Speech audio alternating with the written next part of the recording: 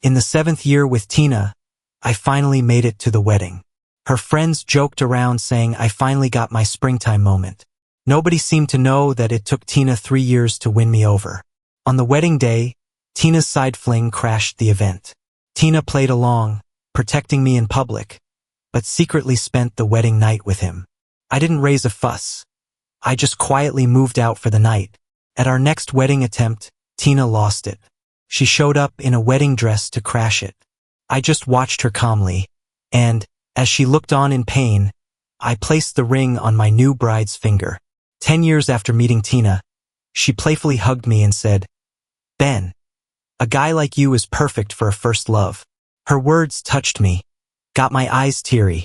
First love is meant to be forgotten. It's the one you can't have. I thought she was breaking up with me, but then Tina kissed my tear-stained eyes. Her voice was irresistible. But I wasn't one to chase the moon. I wanted to grab it myself. Surprisingly, Tina stood before me, holding a ring box, all hopeful. Tina tilted her head, unable to hide the joy and anticipation in her eyes. "Ben, let's get married." When I slipped that icy blue diamond ring on her finger, I really thought we were going to be happy forever. I was ready to be her husband. I even picked out future baby names. But 3 months after the proposal, a boy with a sunshine smile appeared by Tina's side. When I first asked about him, just mentioning his name annoyed her. He's just an innocent fool who's yet to face the real world. The boy's name was Eric, and he was as cheerful as his name suggested. Fresh out of college, he got into Tina's company through campus recruitment, acing it with his great academics and skills. On his first day, he and Tina practically collided in the elevator. Playing careless, she docked his pay for the day. He didn't complain, didn't get upset. After work, with a smile, he handed Tina a handwritten note. Eric admits his fault. Eric shouldn't have been so reckless at work, nor bumped into Miss Tina. Luckily, Miss Tina wasn't hurt. Eric sincerely apologizes. P.S. Miss Tina smells nice, like roses. I found this note when Tina brought it home. I couldn't really decipher my own feelings. Tina scoffed at it, snatched it and tossed it into the shredder. Then she pinned me against the table. "Don't mind him, he's just a weirdo." Yet, a month later, this awkward Eric, Tina's so-called weirdo, stood out among the interns. His role moved into Tina's office. He became her personal assistant. A personal assistant had nothing to do with work. His main tasks were making coffee, ordering food for Tina, covering her with a jacket when she napped, and bringing her honey water when she drank too much. It was pretty normal, I guess. But when Tina came home, she'd complain about Eric at the dinner table. She'd gripe about his clumsiness. She didn't even realize that as she ranted. Her eyes lit up, piercing my heart. I put my fork down. "Is there nothing other than Eric you can talk to me about?" Tina was stunned, then chuckled. "Sure thing, hubby." Yet, the next day, a company employee sent me a photo. Eric couldn't squeeze into the elevator, so Tina pulled him into the executive elevator by his hand. That night, I got a friend request. The notice was plain Eric. I accepted it, and he politely reached out. "Ben, I'm Eric. I added you on Instagram because I know how Tina loves her drinks. Sometimes she drinks too much and just crashes at the office. I can't always be there, so I got your Instagram from her. I'll contact you if she's ever too drunk." In just 3 sentences, he turned the tables like he owned the place, as if he was the fiancé. I didn't reply, and he never messaged again. Out of curiosity, I checked his Twitter. It was full of perfectly styled photos with cheeky, fun captions. "Scalded my hand making hand-ground coffee for the boss today." But instead of taking the cup, she held my hand, announcing it as my happiest moment of the day. It came with a picture of his reddened hand. My boss always calls me clumsy, yet she has me do everything. Even when she's working on contracts, she asks me to feed her. I can't help it though. She's the boss. The picture showed Tina's office desk and her holding a pen. Bits and pieces, it easily looked like a couple showing off their love. I glanced at my own Twitter, just a few promotional posts for friends. No trace of Tina, no hint of love. I thought for a bit, then shared our wedding invite. We'd sent out invites to family and friends ages ago. An online invite felt pointless. I'd never considered posting one on Twitter until now. After posting, I realized, why was I getting caught up with a young guy? Tina didn't come home for an entire week. No messages, no calls. When I called, it was Eric who answered. Ben, Miss Tina is overseas for work right now, at a negotiation table, so she can't take calls. I hung up quietly. What happened to Tina? It's like she suddenly forgot about me. Before, when she traveled for work, she'd cling to me, wouldn't stop calling just to say goodnight. Now she's gone for a week. Didn't even tell me she was leaving the country. The next day, I saw Tina on the news. In a black dress that emphasized her cool, pale skin, she looked proud and dignified. Speaking fluent English on the company's prospects, she faced the media, but they were more curious about her love life. We hear Miss Tina's wedding is near. Have you found the one you love? Her eyes sparkled like stars. What I want, I have. She commanded the business world with a firm hand and played her love life the same way. Chasing after me for 3 years, she really showed it all. The media asked, anything you'd like to say to your partner? Tina looked at the camera, a smile tugging at her lips. Wait for me at home. But that night, until the next evening, Tina didn't come home. I sat in the dark living room, pondering what she said. Tina, how long do you want me to wait for you? My phone rang. It was a video call from Eric. I picked up, and there was Eric with his eyes smiling. Ben, Tina always wants me to tell you she's got stuff tonight. She won't make it back. From the background noise, it seemed like he was at a bar. When Tina fell in love with me, she left the bar scene behind during those 3 years of chasing me. We started meeting in high-end venues for business after that. Now she's back in a bar, wasted. How do I know? Because before hanging up, Eric dropped his phone, and I caught a glimpse of Tina resting her head on his lap. My heart sank, like plunging into an icy abyss. I slumped back on the couch, my mind in chaos. It's fine, isn't there something called pre-wedding jitters? Tina might just be too tired. We'll talk when she gets back, and it'll be all right. The next night, Tina finally returned. I had just showered, ready to rest, when the door opened behind me. Footsteps approached, the bed sank, and I was wrapped in her embrace. She held me, her cool lips gently brushing my neck, her voice hoarse. Ben, I missed you. I want to hold you, to kiss you. My eyes stung, but I lay still. I waited for this moment so long. Yet when she finally returned, words escaped me. Forget it. Let's pretend I'm asleep. With Tina, my wishes were often secondary in matters of affection. This time was no different. Her hand made its way under my pajamas. I grasped her wrist. Not sleeping? She asked softly. I pushed her hand away. I'm really tired. My voice sounded horrible, even to me. It seemed to startle her. Quickly, she checked my forehead and hugged me tighter. What's wrong? Are you sick? Feeling unwell? Why act so concerned? She was gone for over 10 days without a word. I couldn't figure it out, nor did I want to. I wrapped myself in the blanket, even covering my head. I need to sleep. Tina's sharp. She quickly sensed something, propping herself above me. Are you mad? She rubbed my head through the blanket. Sweet husband, it's my fault. The trip was so rushed I didn't have time to tell you. It won't happen again. Our wedding is in 3 days, all right? The next morning, I woke to find Tina had prepared a feast. I sat at the dining table, watching her in an apron, bustling in the kitchen. It reminded me of when we first got together. Tina was a princess, unfamiliar with even basic chores. But during my hospital stay for a stomach flu, she learned to cook nutritious meals in just 3 days. I offhandedly said they were delicious, and that sparked her culinary journey. That's how Tina is.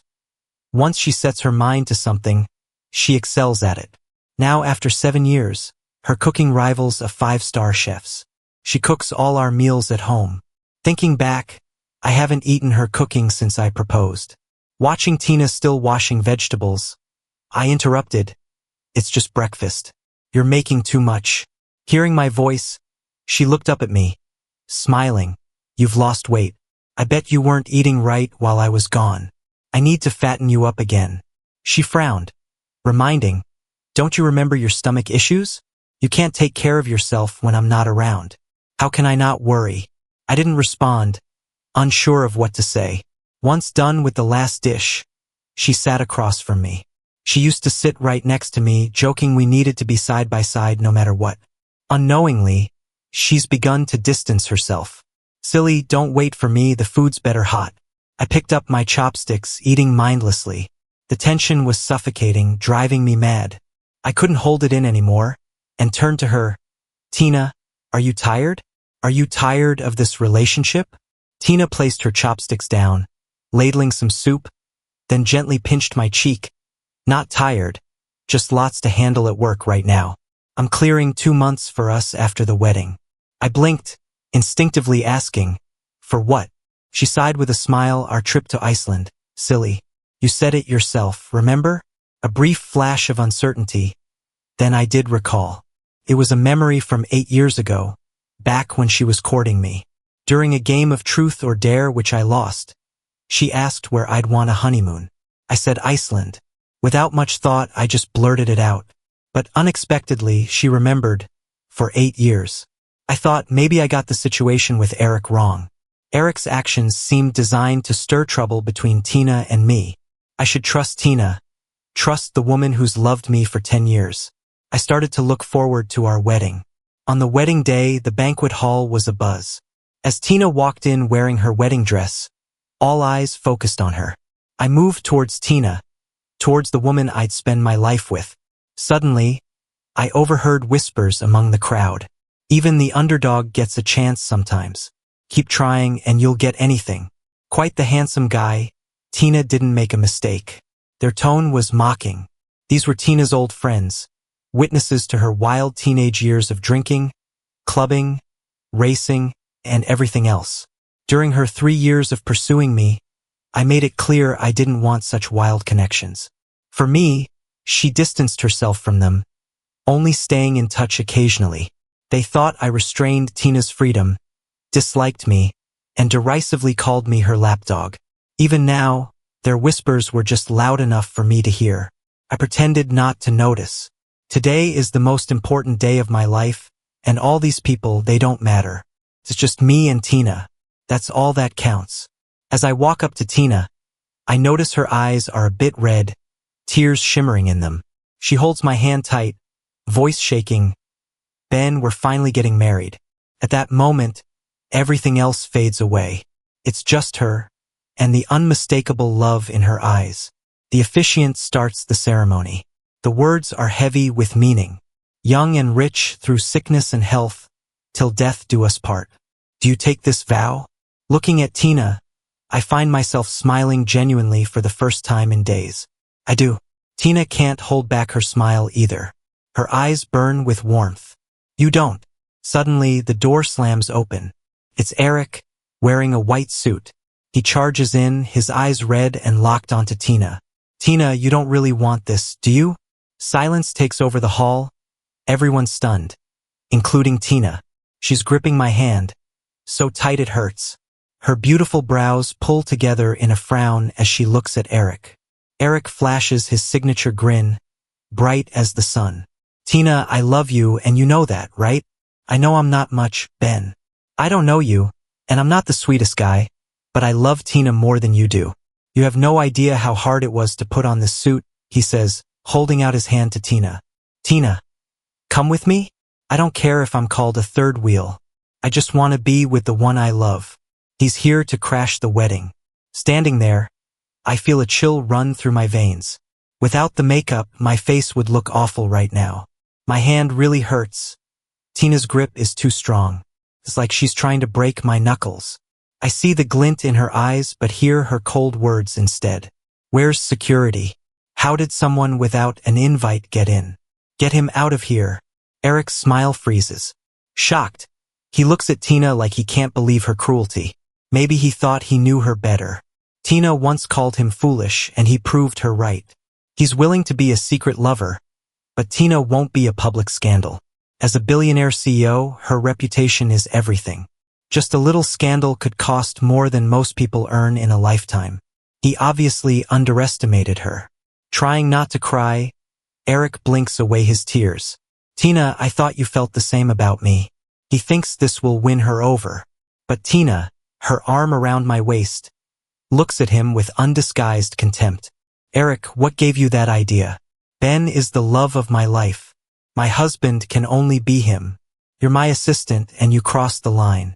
With her words, Eric is escorted out by security, amid a flurry of whispers. My breath catches. It hurts so much.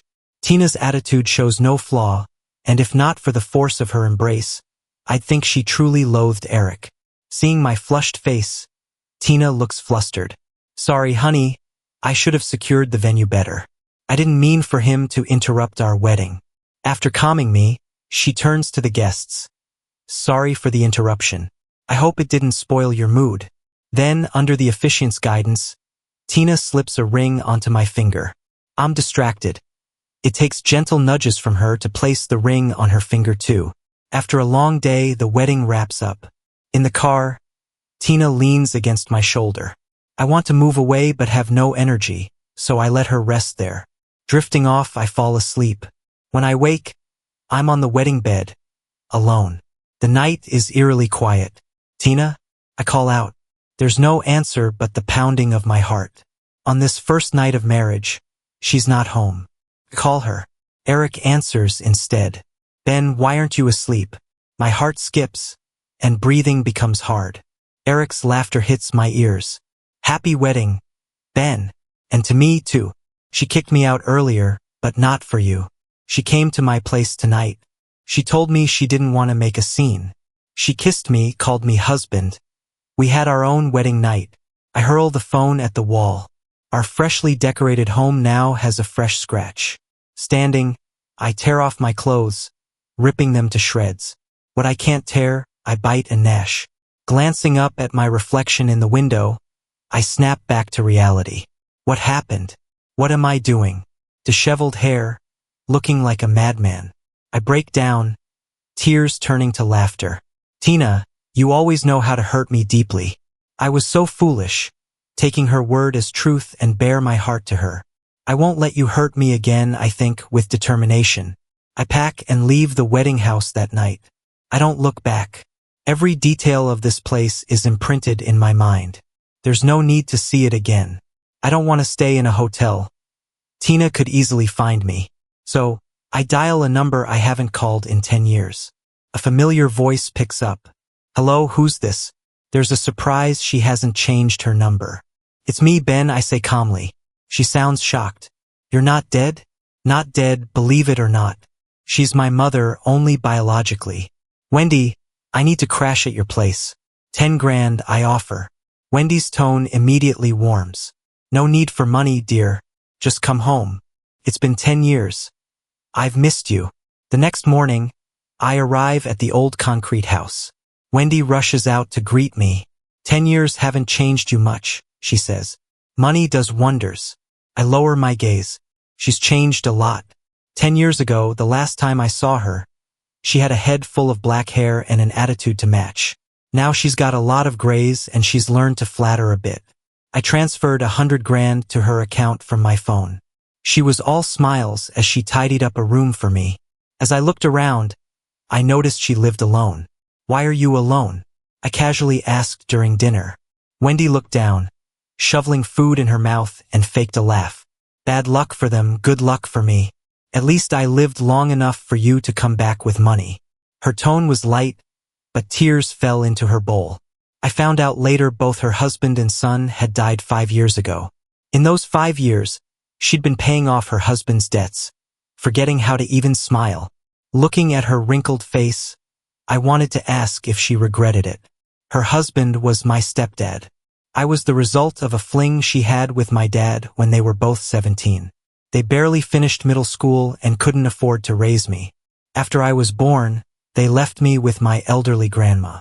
Wendy refused to marry my dad, choosing instead a guy who always wore a suit and tie. She got pregnant with his kid when I was 7 and left my dad to marry him. My dad hated her and by extension hated me too. He got so mad he wanted to stab me. Grandma stopped him, but he went after Wendy instead. On the way, he was hit by a truck and died on the spot. Grandma somehow raised me on the tiny compensation we got. When I was 17, Grandma was in an accident at the same spot Dad had died.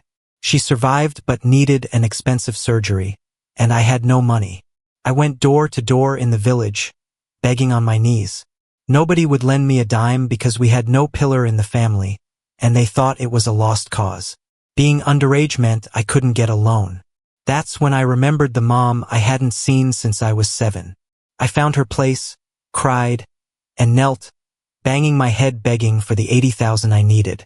Wendy chased me off with a broom, telling me to get lost, saying you're bad luck. I clung to her leg. Mom, please, I'll pay you back 100,000. Okay? Before she could reply, her husband kicked my shoulder. Scram, you little pest. He then warned Wendy, if you give him anything, you'll regret it. After he left, she shut the door on me, telling me even if I wanted to help, I can't. The old ones had her time, let her go. As I turned to leave heartbroken, she added, I'm not your mother. We have nothing to do with each other anymore. That year I lost both my mom and grandma, left alone in the world. Wendy's husband got killed over some loan shark business. When they came to collect, she found out her husband had debts from pretending to be rich and spending on streamers. Luckily, the loan sharks got arrested and the debt to them was wiped. But they still owed the banks. Before Wendy cleared those debts, 6 months after her husband's death, her son was diagnosed with cancer. Without money, she begged door to door too, but no one helped. They called it karma. People would gossip. Guess her son's no angel either. He inherited her bad luck, and now he's gone. Makes you wonder if during those times, Wendy thought about me, once in her shoes without options. Now, Wendy isn't fierce. She's timid, always seeking approval. Is she unforgivable? Maybe not. All she did was fall out of love, pursue wealth, and refuse to lend me money. It was acceptable. What I couldn't forgive was her cutting me off in my most desperate moment, fearing I'd ask her again. Even though I'm staying here, Wendy and I have nothing to say to each other. She's careful. I just pretend not to notice. I'll be here for a short stint. Once my job's sorted, I'm gone. I specialize in emerald appraisal and I'm naturally gifted. I've never misjudged a stone. I've been in this field even while dating Tina, but quit to plan our wedding 6 months ago. That company was too close to Tina. I don't want to go back. I want something new. Half a month in and no job offer yet, but then a huge man barged in. He burst in holding a knife high. Run. Still in shock, Wendy rushed out from the kitchen. Warm blood splattered on my face. It was the first time I'd seen anything like this and my legs were frozen. The scene was chaotic. I saw him stab Wendy a few more times. Then someone came in, stopping the attacker. Suddenly, I was pulled into a comforting embrace. Tina's voice trembled. Thank God you're safe. How did she end up here? But that wasn't the concern right now. I pushed her away and stumbled to Wendy. She lay there, blood pooled around her. She gave me a once-over, breathing out, it's over, it's over. They took Wendy to the hospital for emergency care. Tina went with me to the police station. And right at the station, we bumped into Eric. He lunged at Tina, eyes red with fear. Tina, I'm scared. Tina dodged him, her face steeled. Why are you here? Eric shot me an unnoticed glare, thinking it was my presence that made Tina hold back. The cops called me down. Later, I found out. The man swinging the knife was Eric's dad, Gene. Gene used to be a loan shark. 5 years ago, he accidentally killed Wendy's husband with a group of people, and Wendy took him to court. He got 8 years but was released early for good behavior.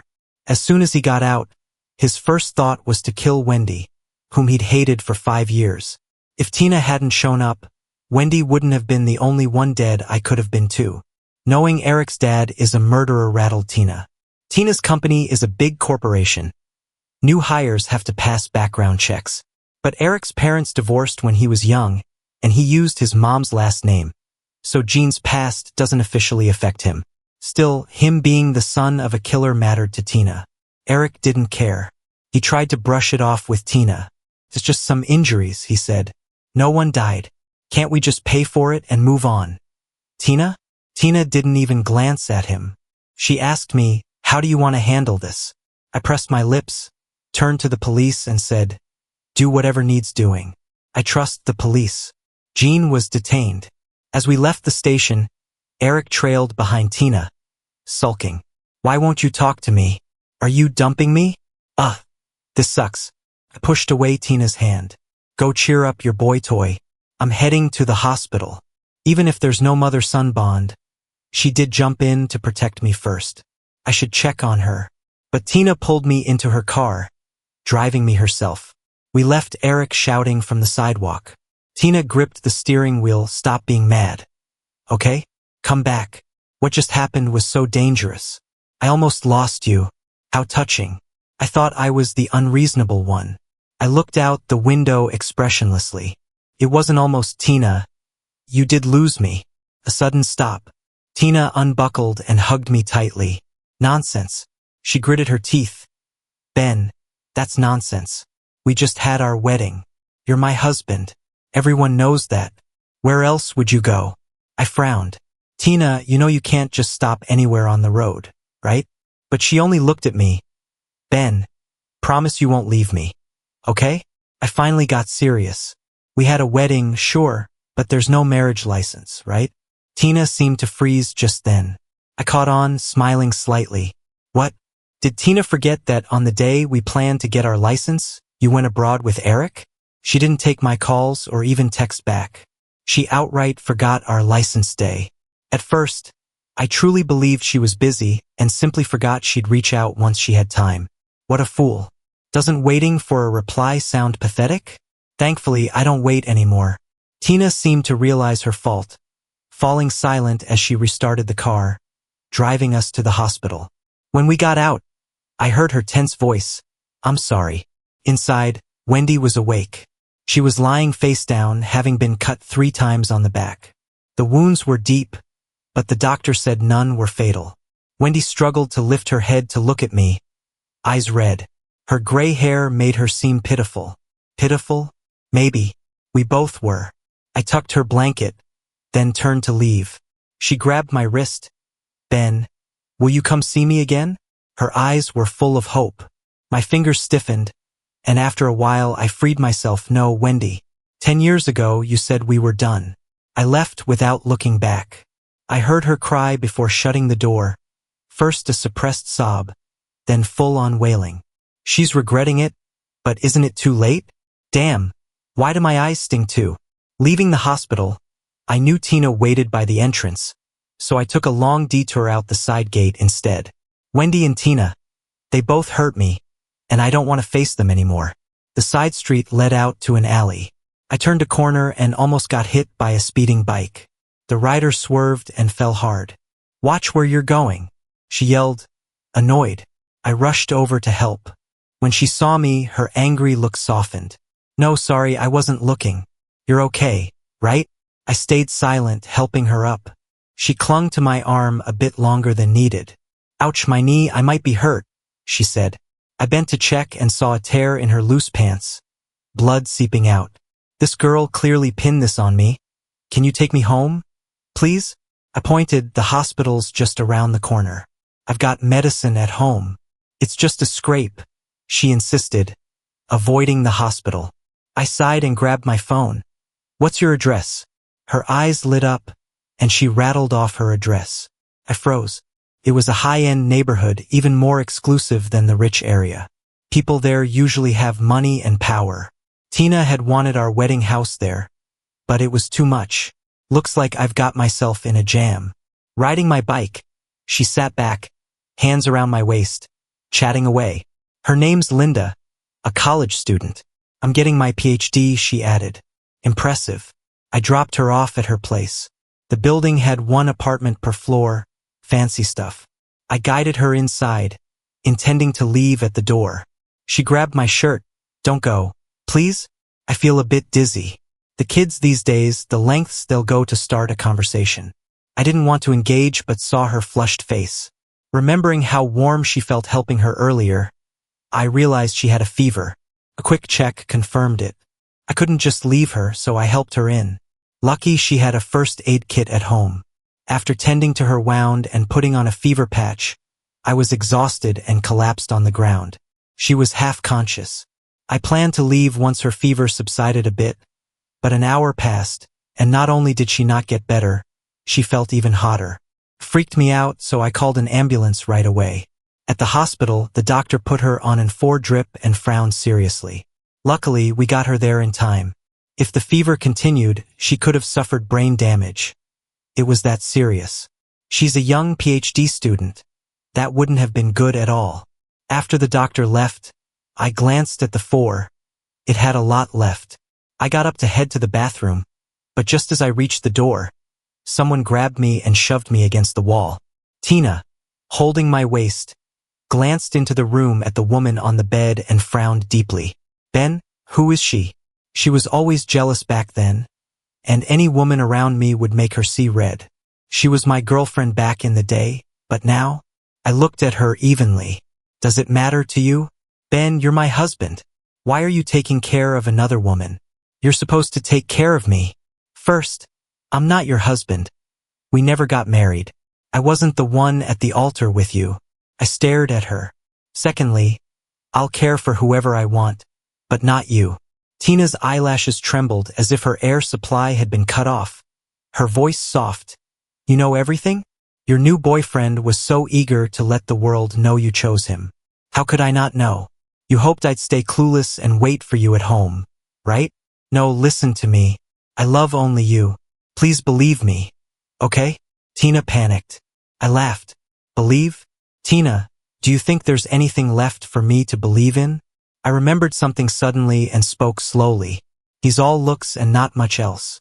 He's clingy, can't live without me, and would die without me. But losing him doesn't bother me. He's so distant and dull. Acting all high and mighty is tiring. Tina quickly covered my mouth. Stop, she pleaded, looking pale, her voice barely audible. Please, Ben, stop. What is it? You can't take hearing your own words? I pushed her hand away. No, I have more to say. Are you surprised I heard that? Tina, the night you returned from abroad, Eric called me. After we hung up on the video chat, he called again, and I heard drunk Tina telling Eric and her so-called friends about me. Because of your words, they all saw me as your lapdog. I watched Tina's tense lips, brushed her cheek lightly with my hand. Tina, why did you do that? You reached for the moon, then complain it's cold. Did you not know it was cold before you went for it? The hospital room door suddenly swung open. Linda, holding the 4-pole, came out and pushed Tina aside. Get away. Tina, unprepared, stumbled. Before I could react, Linda was in front of me. She bent forward, pressing her soft lips against mine. My mind went blank. Her kiss was gentle, not aggressive, just light and fleeting. Bastard, Tina shouted, grabbing Linda's collar and pulling her back before slapping her. Linda, unwilling to back down, slapped her in return, and they started to fight. Enough! I tried to separate them but failed, until medical staff came and pulled them apart. Both ended up with scratches on their faces, neither looking any better than the other. After getting treated, they glared at each other in the room, neither yielding. Touch my boyfriend again and you're dead, Tina spat. Linda scoffed. I heard you didn't even get married. How's he your boyfriend? She raised her perfectly shaped eyebrows at me. Hey big bro, look at me. I'm young, I'm pretty, I'm rich and I won't cheat. Shut up. Tina tried to lunge at her again, but I held her back. She looked up at me, stunned. Ben, you're helping her? Whatever I do doesn't concern you. Leave. She didn't move. I repeated, Tina, I'm done with you. For a moment, Tina's straight-spined form crumpled. Her demeanor so fragile it seemed it might shatter. And that's it? She asked softly. I gave no answer. Not long after, Tina left, her form lonely and defeated. Meanwhile, Linda was beaming. What are you smiling about? I don't want you either, I said bluntly. Her smile disappeared instantly. Why not? Give it a shot. I'm not after your money or your heart. I just want your attention, that's all. No harm in trying, she said, trying to persuade me. I took 2 steps back, keeping my distance from her. I don't trust you. It's not that I don't believe in love anymore, just not as easily. Especially with someone who's just in their 20s. Come to think of it, I was in my 20s when I started dating Tina. 20-year-old Tina had bright, sparkling eyes too, would sweet-talk me, pledging eternal love. Yet 7 years later, her heart changed, didn't it? Women's words, big or small, can't be trusted. Linda seemed unsatisfied. Seeing she wasn't as injured anymore, I turned and left. That day was packed with trouble, but at least one good thing happened. At night, I got a job offer. My new journey would start the next day. On my first day, my skilled eye helped me appraise several valuable pieces of jade worth millions. My coworkers were impressed, though they gossiped more about my marriage than my skills. At that wedding, there were reporters and nearly everyone knew. At that grand wedding, someone showed up in a tux to crash it, and the bride firmly chose her groom. One of my colleagues noticed my bare finger. Why aren't you wearing a wedding ring? Honestly, it annoyed me. I just wanted to move on. But everything seemed to keep dragging me back to Tina. I couldn't shake her off. About a week later, I got a call from an unfamiliar number. It was one of Tina's friends, someone who once mocked me for being her pushover. Ben, why are you unsatisfied with Tina? She spent a decade on you. You think you can just walk away? What is Tina to you? Ridiculous. They accuse me of not being worthy of Tina, yet blame me for leaving her. Wasn't I part of her decade? Where's her loss? Without me, she's still the big boss with plenty of men wanting to be with her. There will always be guys like Eric in the future. Why waste time on a boring guy like me? Instead of blaming me, they should care for her more. Let her have fun but keep her personal life in check. If she gets sick, no one can fix it. After that, I blocked them without hesitation. Maybe she relayed what I said to Tina. A few days later, news came out that Eric was under investigation. The charges were financial crimes and leaking company secrets. Is it true? Definitely not. I've been with Tina for 7 years and never took any secrets from her company, even when we were madly in love. There's no way Eric, who's just an assistant, would have access. So this must be Tina's doing. That's ruthless, targeting a man she's been with like that. Considering my past experiences, it's not surprising. Tina is heartless, a total jerk. That night, just as I got off work, this jerk showed up, drunk and kissing me against a wall. Don't go, come back, she slurred. Disgusting. Just made me want to puke. How dare she use lips that have kissed others on me? Tina, let go of me. Don't make me hate you, I said, trying to push her away. Drunk Tina was even more unreasonable. She didn't care that we were outside, shamelessly sliding her hand under my shirt. I screamed, go away, Tina, leave. Then there was a thud, and Tina stumbled to the ground. Linda stood there, swinging a baseball bat. Harassing people? Not on my watch, she sneered. When she saw me, she hesitated. It's you. Then dropped the bat and quickly approached. Brother, you okay? Shocked, I shook my head. What wouldn't Tina do? I was scared to think. Linda, furious, kicked Tina a couple of times, then grabbed my hand. I'll take you home. Seeing me hesitate, she softened. Don't be afraid. I won't hurt you. Linda walked me home and left, looking back often, saying goodbye repeatedly. I could tell she liked me. The brightness in her eyes was even greater than Tina's at 20. But I couldn't respond. I was someone recently hurt by love, broken and battered. I couldn't give her the same love in return. I decided to just focus on work, live well, and heal myself. That would be enough. When Wendy recovered, I didn't visit her upon discharge. Arranged for her transfer to a nursing home instead. I'd taken care of everything. Though she was only in her 50s, her shoulder blade was slashed 3 times, not life-threatening but affecting mobility. If she went back to the village, she might die unceremoniously, unnoticed. Better to send her to a nursing home where they have funeral services. No matter how long she lives, I won't have to see her again. On my birthday, Linda came to find me at work. What's up? I asked. Come celebrate your birthday, she said. Dressed in a hoodie and black pants, she looked fresh and clean, her eyes sincere.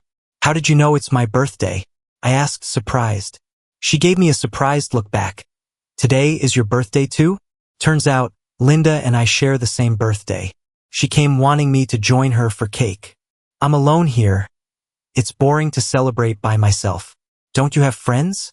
I asked. Nope. All my PhD classmates are 30-something. We can talk studies, but not life, she sighed. Oh right, she's a genius. Geniuses are always lonely. How about a bar? I suggested. Isn't that what girls her age love? Linda replied seriously, never been, never will. I can't handle alcohol. That I didn't expect. She seemed like the cool, party type, but turns out she's a goody two-shoes. But at her age doing a PhD, she probably didn't have time for partying before. I agreed to join her birthday celebration. I was alone anyway, might as well have some company. We headed to the cake shop to pick out a cake. Approaching, I noticed a familiar figure at the entrance. I hesitated, suddenly not wanting to go in. But pausing for just a moment, a car sped towards me. Watch out, Linda shouted, combined with the sound of wind. As I fell, I saw the person from the cake shop stumbling towards us. I collapsed into Tina's arms, Linda lying in a pool of blood. The driver was Eric, deemed guilty of financial crimes, about to serve time. According to his confession, he believed it was all my fault. So before going to prison, he wouldn't let me go. Like father, like son? His dad indiscriminately killed, and Eric inherited that trait. Eric looked at Tina standing behind me, crying, Tina, do you hate me that much? Tina's face was cold. Eric, don't ever fall into my hands this lifetime. Leaving the police station, I wanted to go to the hospital, and Tina insisted on coming along. I didn't bother arguing. Linda was still in surgery. When we arrived, we only saw nurses coming and going. She must be in pain. She shouldn't have had to bear this. If I hadn't agreed to celebrate her birthday, eyes brimming with tears, I was suddenly embraced by Tina. Ben, you're moved, right? I'd risk my life for you too. Tina, that's enough. I don't know where I mustered the strength, but I slapped her hard. What's going on? Don't you know? Is there only love in your eyes at a time like this? Tina, I've had enough of you. Tina's eyes reddened, but she didn't say a word. After the doctor came out, Linda was wheeled into the ICU. The surgery went well, but she had to be monitored in the ICU. She hadn't woken up for 2 days, and there was a risk she might become unresponsive. My head was buzzing, and I didn't even know how things got to this point. Only one person was allowed in the ICU at a time. I didn't look at Tina again. I just went in alone. As Tina left, a tear hung at the corner of her eye. For 2 whole days, Linda showed no signs of waking up. I was so scared I grabbed her arm, and the tears just wouldn't stop. Linda, could you wake up, please? She had such a bright future ahead. She shouldn't have ended up like this because of me. I couldn't help but cry out loud. There was nothing I could do. You promised to marry me and I'll wake up. A voice suddenly cut in, and without thinking, I nodded. Okay, I promise you, wake up. She opened her eyes. It hit me I'd been tricked. I raised my hand but didn't know where to hit, so I just pounded on the bed. Linda, you... Her lips were cracked, yet she smiled at me. Haha, gotcha? I don't care. You promised, so you have to marry me. 2 months later, Linda fully recovered and left the hospital. 2 weeks after that, she and I walked into the wedding venue. She wore the black wedding dress she'd always loved. When we were picking out the dress with Tina, honestly, I liked the black one too. But Tina cared more about what people would think and went with white. But I didn't have to worry about that with Linda. She wore it without a care in the world. The venue was packed with guests. I walked down the aisle alone, and for once, there was no annoying chatter, just gasps and compliments. This was the way a wedding should feel. Linda took my hand, kissed the back of it, and smiled with such joy. When the officiant asked if we'd stick together through thick and thin, the wheels of fate turned. The doors opened again. But it wasn't Eric who walked in this time. It was Tina. She wore a white wedding dress, stealing the show. Ben, no, come with me. She stretched out her hand. Linda's face turned cold immediately. What's this? How'd someone with no invite get in? Bad luck.